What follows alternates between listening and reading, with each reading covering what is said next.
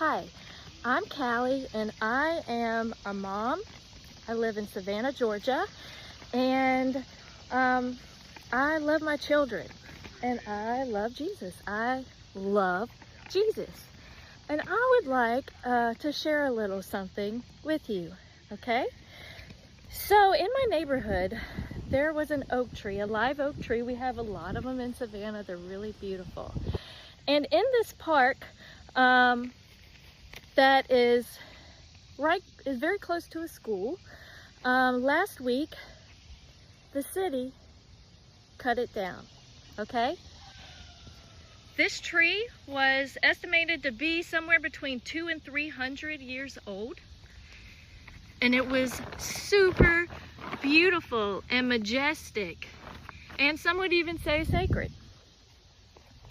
You would wonder, why would the city cut down such a beautiful live oak tree?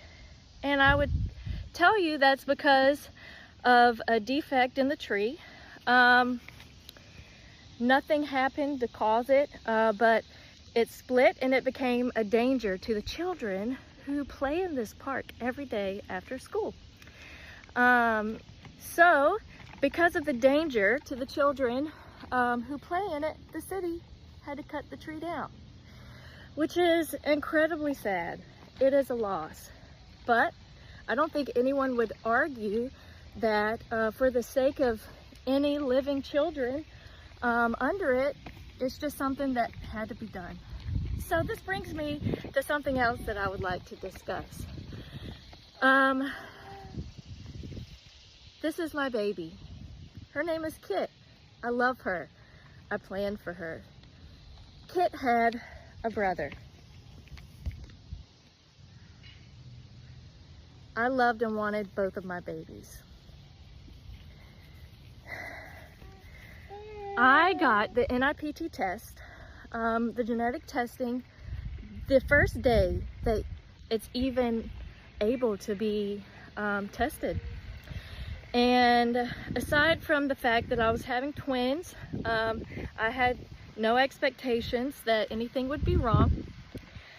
But 2 weeks later, which is about the same time, the standard time that you receive results, so 13 weeks, I got a call saying that one of my babies had a 96% positive predicted value that it had a severe chromosomal problem. So me, being a mother who loves and wants her children, frantically tried to make an appointment as soon as possible. Now, carrying twins, I had already had an appointment set with a maternal fetal medicine doctor for a few weeks out. They said, unfortunately, we don't have any available appointments for you before your appointment, which would have been 14, 15 weeks. So I frantically called tons of maternal fetal medicine doctors all over the state of Georgia with no luck. So I reached out to my OBGYN, who pulled some strings and got me in like 5 days later with the absolute best maternal fetal medicine doctor in the state of Georgia. This is the guy that OBGYNs go to when they have problems in their own pregnancies. He specializes in fetal cardiology. Ridiculously smart guy, okay? So on that day, I went to go meet with this doctor. The genetic counselor sits me down, explains things that may happen, what it would mean if it happened, which was a little concerning. But in the appointment, the ultrasound tech scanned the first baby. And I don't know I'm not in the medical profession. I don't know what I'm looking for. But that baby was so beautiful. And on these ultrasounds, you could see just the tiniest, most beautiful details, whereas it just looks like a gummy bear on the standard ultrasound machines, okay? So then they get to the second baby. And I'll never forget the visual that I was met with. That baby's body was completely swollen, and I immediately prayed that my baby was not in pain, because I knew that there were severe problems. It was confirmed that the baby had multiple heart defects, none of which were operable after birth. There were things wrong with his brain and his GI tract. And when I immediately Googled the conditions that the doctor told me, everything I read had end stage and then the conditions listed. The doctor told me, I am so sorry, but I recommend that you have a procedure called a selective reduction. And in that procedure, a doctor will inject medication into your sick baby's heart, and it will stop his heart from beating. It's painless, and he will be absorbed into his placenta and then delivered when your healthy baby is born. Definitely not want a mother who's a Christian who wants both of her babies what I would ever choose or want to hear. Furthermore, they said, due to state laws, we cannot help you. We can't even recommend doctors to you.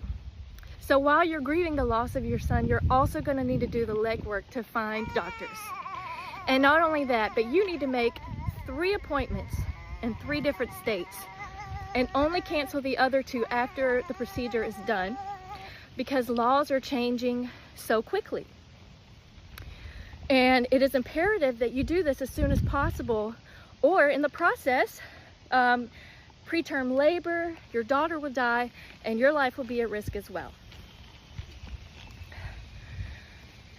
So, devastated, I went home, and as I'm having to do normal life things like getting frozen meals out of the freezer at Kroger in Fayetteville, Georgia, have to have phone calls with genetic counselors in these states begging them for an appointment quickly that I never wanted. So this is what I was looking at. Okay, number 1, North Carolina is the closest state to me. This was in mid-June. And you may not know this, but North Carolina actually has a law that you have to stay there for many days, a waiting period, in case you change your mind before your abortion. That in my case would save my daughter and possibly my life. So get an Airbnb, wait around for days for this thing that is my absolute worst nightmare. Well, it's okay, because I didn't have to make that decision, because July 1st, the law changed in North Carolina, and the care that I was seeking became illegal. So then, option 2, my husband was already working in Seattle. So I thought, he's working, maybe I could get an appointment there. But then I'm looking at a 6-hour flight there, and I believe 4 back, after having this procedure where I risk complications while on a long flight. No. Mount Sinai Hospital in New York had specialists that had published the most papers on this procedure. So I chose that, and there's no waiting period. And whenever I called their office, they very lovingly said that they would take the best care of me and were just a godsend. And I will add that my insurance company had people in place to walk me through this, and I am forever grateful, and I cannot wait to tell you about the friends that I made that were helpful in this situation. So I had to wait. My doctor called me to tell me that she had spoke with the specialist and that it looked very bad. So bad that maybe my baby would pass away before I had to have this procedure, which of course is something I pray for every day. As a mother who loves Jesus and her children and wants them, I was praying for the death of my child to die inside me.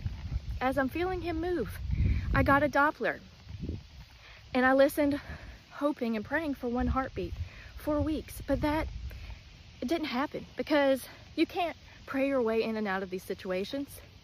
You can't hope and pray that this doesn't happen to you any more than you can get out of inheriting green eyes, brown hair. Biology does not discriminate. So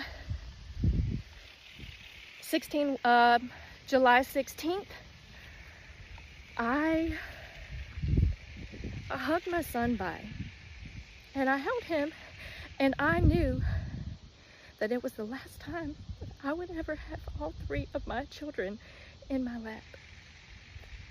And I sent him off with his grandmother, and I did what had to be done for my daughter's life and for my life, okay? I boarded the godforsaken airplane. I went to New York.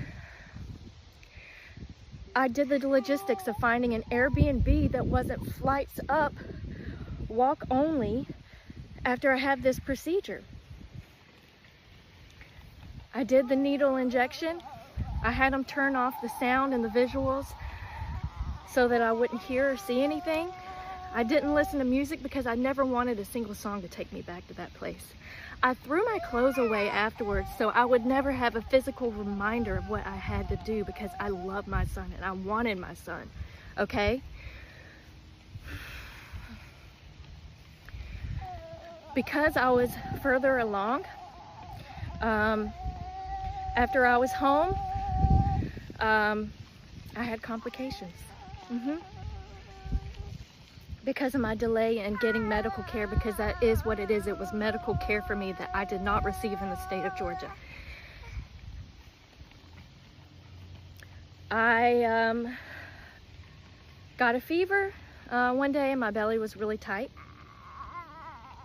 I went to the ER. They said your white blood count is high, otherwise we don't see any problems. Sent me home. That night, my water broke completely. I was 30 minutes from the hospital. It was in the middle of the night. We gathered up my son, who had already suffered so much in this process and was always uncertain what was going to happen with me. It was terrifying because, again, I was failed by the medical community according to laws in the state of Georgia. I went in to the ER at Piedmont Hospital in Fayetteville, Georgia. And even though I'd just been in the OBED the day before, they would not let me up to that floor, labor and delivery, again, because guess what? A lot of these laws apply only when like in her case, if she, maybe not even when she was actively dying, because they said that because she wasn't at viability, they would not let me up to labor and delivery. So I was having contractions, bleeding, and covered in my own amniotic fluid, and having to sit in waiting and waiting and waiting for care.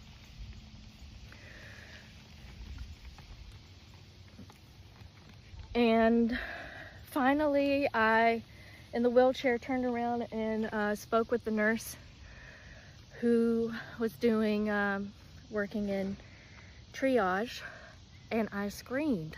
I'll never forget grabbing the back of my wheelchair and screaming, "My daughter is alive, help me." And I have never felt more like a mother bear in my entire life. I screamed from the depths of my soul, "Please help me save my daughter." I put the fear of God in that woman with my screams, and I got moved up to labor and delivery. I wanted contraction belt on me. I wanted to have doctor's eyeballs on the situation to see if there was anything I could do to save my daughter, because I didn't know what was going to happen. So slowly the contractions stopped. They had kept me there. She was okay. They kept me at the hospital just to watch me another day. And in my sleep, I gave birth to my son unexpectedly, because, you know, they had told me even though the water broke, he would still be absorbed in his placenta. I never saw him. I was in the room by myself. I just very calmly laid there, breathing deeply, because I thought that my daughter would have a better chance biologically if I did anything I could to stop labor, and it worked. My daughter stayed inside. It's called a delayed interval delivery.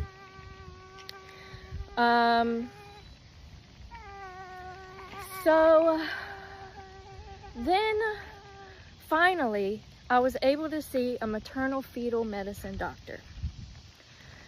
I actually just hugged the mess out of her when I saw her. I was so happy to have someone very qualified to be helping me. And I'll never forget this doctor, bless her soul, the way that she looked at me with tears in her eyes.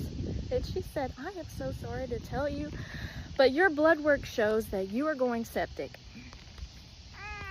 And we're gonna have to induce you for your healthy baby girl, because we can't let you die." And they had just let me watch her on an ultrasound machine sucking her thumb for 30 minutes just to give me some reassurance. So every day, every blood draw, I accepted what I thought was inevitable. And thankfully my levels came down on their own. I think it's just because my body just wanted to protect her, but it's incredibly rare that that happens. In fact, every appointment I had after that, they said, you know, we don't know how to help you. We can't help you in a lot of ways.